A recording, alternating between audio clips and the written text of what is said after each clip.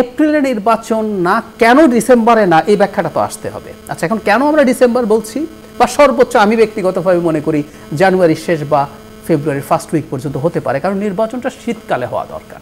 আমরা ট্রেডিশনালি আমাদের শীতকালে নির্বাচন আমরা করি কারণ এতে সব কমফোর্টেবল ওয়েদার থাকে। নির্বাচনী শিডিউলের মধ্যে সারাক্ষণ ক্যাম্পেইন না, ক্যাম্পেইন শেষ 2 সপ্তাহ ধরুন, কিন্তু এর আগে প্রচুর কাজ থাকে। প্রার্থীরা বিভিন্ন রকম ডকুমেন্ট জমা দিতে হয়, সেগুলো সাবমিট করতে হয়, মনোনয়নপত্র বা যাচাই বাছাই হয়, এই পুরো প্রসেসগুলো করে শেষে যে 2 সপ্তাহ ক্যাম্পেইন হবে, ক্যাম্পেইনটা একটা শীতকালে থাকা সব বিবেচনায় যেখানে সমাবেশ হয়, খেয়াল করবেন শীতকালে ওয়াজ মাহফিল হয়।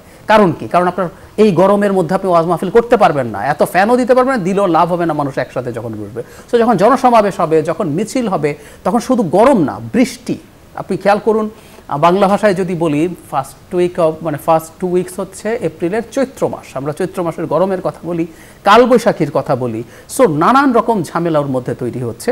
এগুলো না করে আমি এত কমফোর্টেবল একটা সময়ে, আমি বিএনপির ইয়েতে কথা বলছি না, জানুয়ারির শেষে বা ফেব্রুয়ারি ফার্স্টে হলে সমস্যা কী ছিল, আমি তো দেখছি না।